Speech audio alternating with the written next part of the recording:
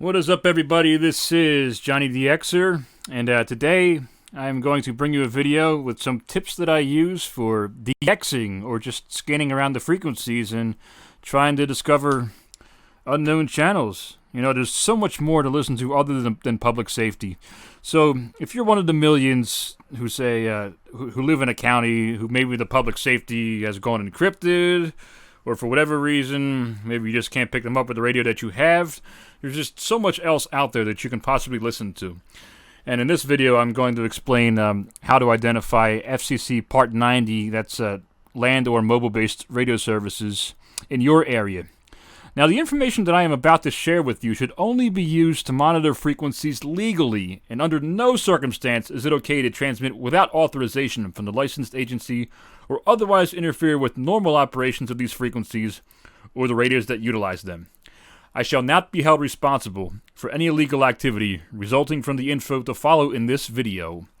Okay, with that said, I'm going to move on, and I'm going to make two assumptions now. The first assumption is that you know how to use your scanner's search, discovery, or close call features.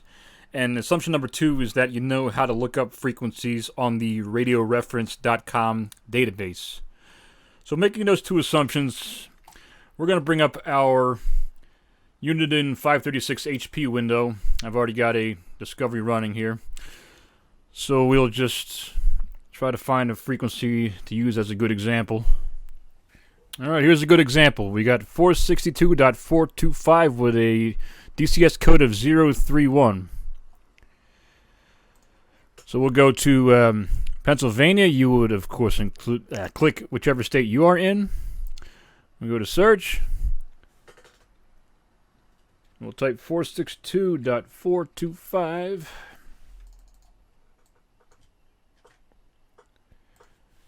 With a tone of 031.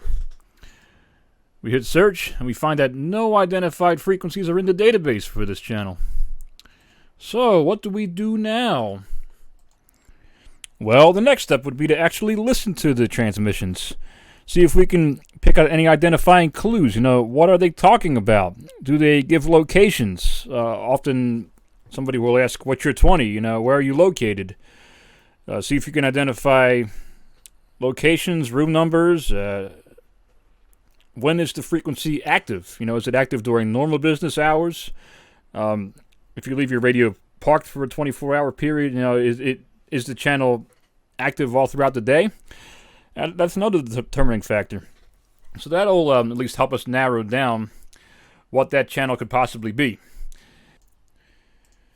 Now, once we have somewhat of an idea of the agency we're listening to, the next thing we'll want to do is paste that frequency that we just gathered into the Search FCC Licenses field. So under Enter Frequency, you're going to paste that frequency and then click Search. Now this is when it pays to know how close you are to your transmitting site. You want to know which counties are close by to you as a listener. So we'll scroll down and we'll find the closest county to us, which in this example is Montgomery County. And we'll give a click on the call sign, like so. Now we'll want to scroll down and locate the frequency. Here it is, 462.425. And under the class column, anything starting with the letter F designates a repeater or a fixed control station. This is what a radio transmits in order to be heard or repeated to other radios in the area. These classes are also where you as a scanner listener are most likely to pick up activity from a fair distance away from the transmitter site. Now, anything listed as MO is a mobile-only frequency. Now, this frequency could be simplex only, which means it does not rely on a repeater to transmit, or it could be an input channel used to transmit to a repeater. In most cases, there's no need to program these frequencies into your scanner radio if F-class frequencies exist for that agency. Now, if they do not exist, then you can go ahead and program them in. Now let's focus on our example frequency once more, 462.425. The next thing you're going to want to look at is your emissions code. Pretty much 9 times out of 10, anything starting with the letter 1 will be an analog transmission.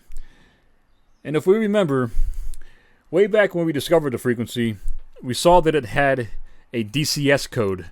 Anything with a PL, CTCSS, or DCS code is always going to be an analog frequency. Now we'll focus more on the digital modes in another video. Okay, so the next thing we'll want to focus on is power level. Now this particular frequency is authorized to repeat at a power level of 45 watts. Now that does not necessarily mean that the transmitting station is utilizing all 45 watts, but that's just what the FCC permits them to use, what they're authorized to use. Now if we recall, once we landed upon that frequency, we were only getting 1 bar of signal. Now again, several different factors can influence how clear a signal is from your receiving location. But generally, you want this number to be as high as possible to be absolutely confident that you've fallen on the correct station.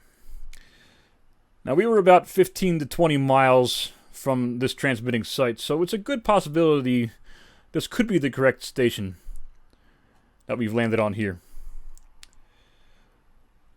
So finally, if we scroll up, we can focus on this area here, which gives us detail about the transmitting location. Here's your address, the type of tower, antenna height, elevation, etc., etc. Pretty good information to learn about. But let's just say we're confident, we're 100% sure that this is the correct station that we've happened to fall upon during our search. Next thing we want to do is to submit the info to the radio reference database. So you would choose conventional radio data, choose your country, state, county,